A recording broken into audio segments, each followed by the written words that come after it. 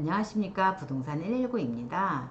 6.17 부동산 대책 발표로 제일 먼저 챙겨야 할 것은 주택시장의 흐름이 어떻게 변한지도 중요하겠지만 또 다른 하나는 조정대상 지역과 투기과열 지역이 추가로 지정이 되다 보니 세법에서부터 어떤 것들이 규제가 되는지 머리가 복잡해집니다.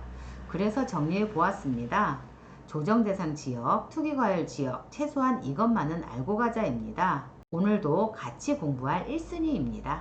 1순아, 오늘은 조정대상 지역과 투기과열 지역이 어떻게 다른지를 볼 건데 머리가 지진나니까 꼭 붙들어 매고 잘 따라와봐.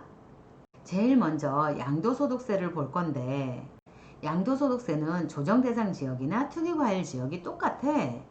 2주택자인 경우 10%포인트 추가과세, 3주택인 경우 20%포인트 추가과세. 그러면서 장기보유 특별공제는 안 해준대. 그리고 일시적 2주택인 경우 1년 이내에 새 집에 전입하고 1년 이내 기존 집을 양도해야지 된대. 그래야지만 세금이 일시적 2주택으로 비과세가 된대. 그래서 요거는 똑같고, 다음은 투기과열 지역이 지정이 되면 어떻게 되는지를 한번 볼 건데, 제일 먼저 재개발 재건축 조합원 지위 양도 제한이 된대.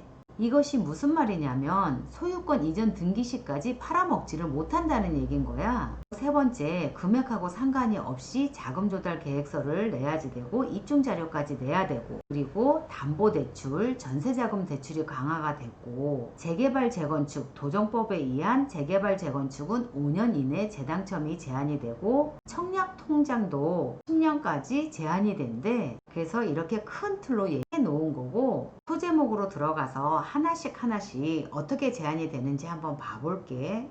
조합원 지위 양도 금지 규정인데, 재건축 같은 경우에 조합 설립 인가 나면, 재개발 같은 경우에는 관리처분 인가 나면 조합원 지위를 양도하면 안 된대. 그래서 조합원들은 내 물건을 내 마음대로 팔지 못한대. 언제까지 못 팔아? 뭐 이럴 수 있잖아. 그러면 재건축 같은 경우에는 조합 설립 인가 후부터 등기시까지, 재개발 같은 경우에는 관리처분 후부터 등기시까지. 그래서 팔지 못하는 게 전매 제한인 거야. 아니, 재개발이나 재건축 같은 경우에 조합 설립 인가 나고 완공시까지 길면 10년이 걸리는 것도 있는데 공산당도 아닌데 무조건 못 팔아? 못 팔아. 근데 10가지 예외 규정이 있기는 해. 근데 그것은 나중에 하고, 여하튼 못 팔아. 그럼 팔면 어떻게 돼? 팔면 분양 자격이 박탈되고 추후에 현금 청산이 된대. 그러니까 팔지 말해. 다음으로 넘어가서 자금 조달 계획서인데, 기존에는 3억까지 자금 조달 계획서를 냈는데 이제는 6.17 부동산 대책 발표부터는 조정대상 지역 같은 경우에 금액에 상관없이 자금 조달 계획서를 내고, 투기과열 지역 같은 경우에는 금액에 상관없이 자금 조달 계획서를 내는데 입증 자료까지 제출을 해야 된대.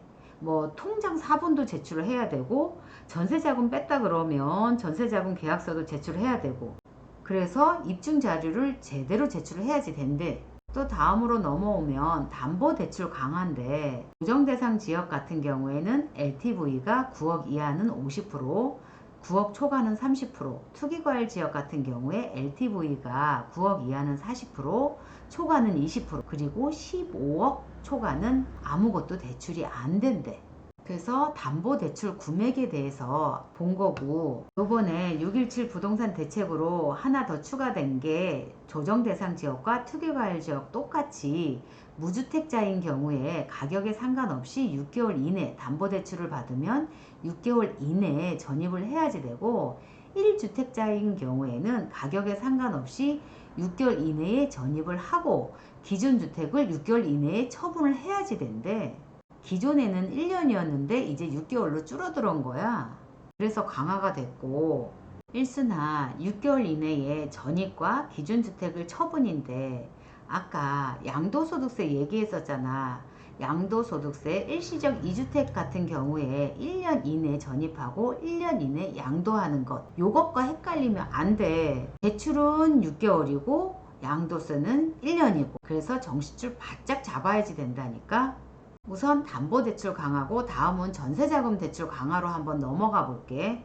전세자금 대출 같은 경우에 조정대상 지역 같은 경우에 9억 초과는 보증이 제한이 된대. 그리고 9억 초과 주택을 구입할 때 전세자금 대출 즉시 해소하고, 내 투기과열 지역은 어떻게 되는지 한번 보면 3억 초과가 보증이 제한이 된대. 조정대상 지역은 9억, 투기과열 지역은 3억으로 팍 줄었어. 그리고 3억 초과 아파트 구입 시 전세자금 대출 즉시 해수야. 여기 같은 경우 포인트는 아파트 구입 시니까 단독주택, 빌라 요런 거 같은 경우에는 괜찮다는 얘긴 거고. 이제 도정법으로 넘어와서 도정법에 의해서 관리처분이 나면 당첨된 것으로 본데, 조정대상 지역은 재당첨이 없지만 투기과열 지역은 재당첨 기간이 5년 있어. 일순아 이게 무슨 말인지 다시 한번 설명을 해볼게.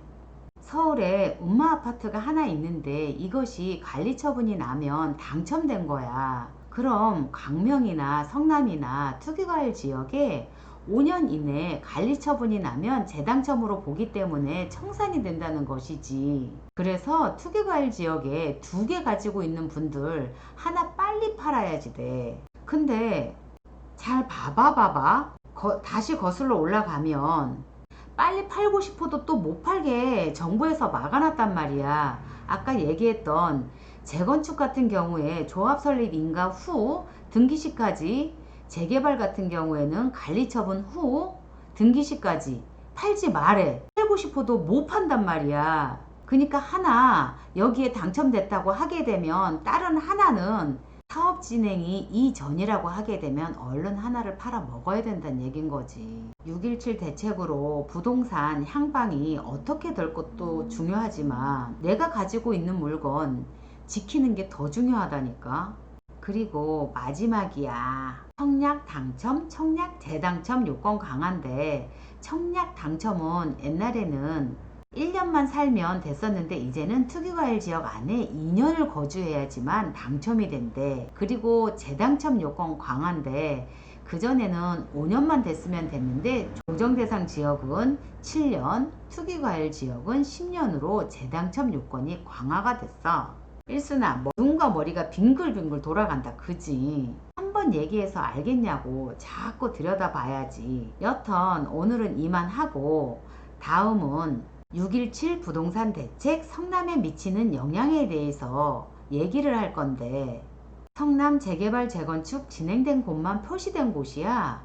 약 6만 5천 세대가 새 아파트가 된대. 네모난 것만 빼고 동그라미는 어느 정도 사업 막바지야. 사업시 인가까지 다 났고 입주부터 시작을 하고 있어. 그래서 이것만 해도 3만 2천 세대야.